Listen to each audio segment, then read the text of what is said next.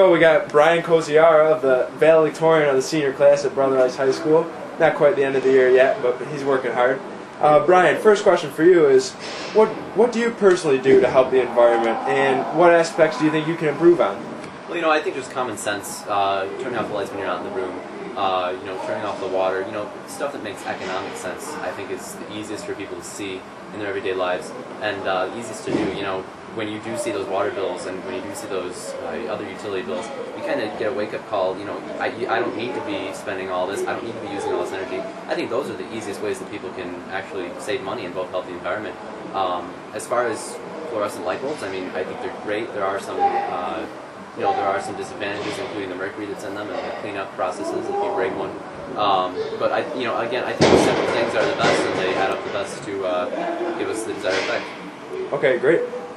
In your opinion, where does the issue of the environment rank among other political issues? For me, the environment isn't as high on the list. I'm more concerned about economic issues and also more social issues. I would say the environment is somewhere around number 5 on the list. The first being, economy, security, and then, of course, the life issues, social issues. It's important, but I do think that a little bit too much attention has been paid to it in recent years. Okay, but now you said too much attention is placed on it. What do you think, in your opinion, has sparked the recent events in environmental efforts? I think that some of the recent hype has not been really authentic. There has been an authentic core of supporters for the past 10 or even 15 years, really since the modern environmental movement started.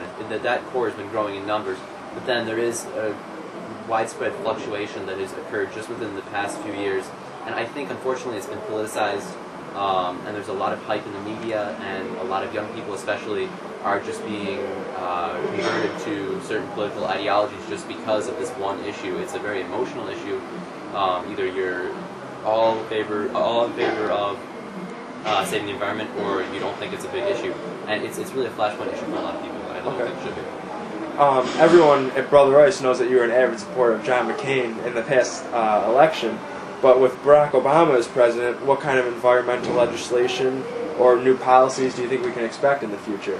Well, I think unfortunately the focus is going to be taken off of the market-based reform and the market-based initiatives.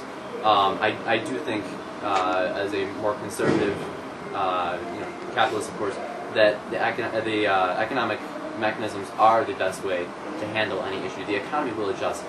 More people want to buy green products. More people are in for the green hype. More people want to buy hybrids. These companies, such as the car companies, other companies, when they advertise that they are green companies and they have green products, people want to buy it. It's considered trendy to be green.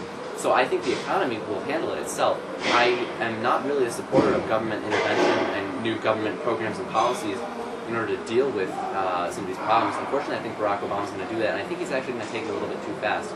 We do need to have transition, but the whole idea that we can't be off gas, that we can be off gas in 10 years, I think is completely absurd. What do we make our tires out of? Basically, virtually every single plastic compound, all plastic compounds, and almost everything we use in our everyday lives is made out of oil in some way. It's going to be impossible to get off of that in 10 years. And also, how are we going to have airplanes fly? We can't have nuclear-powered airplanes.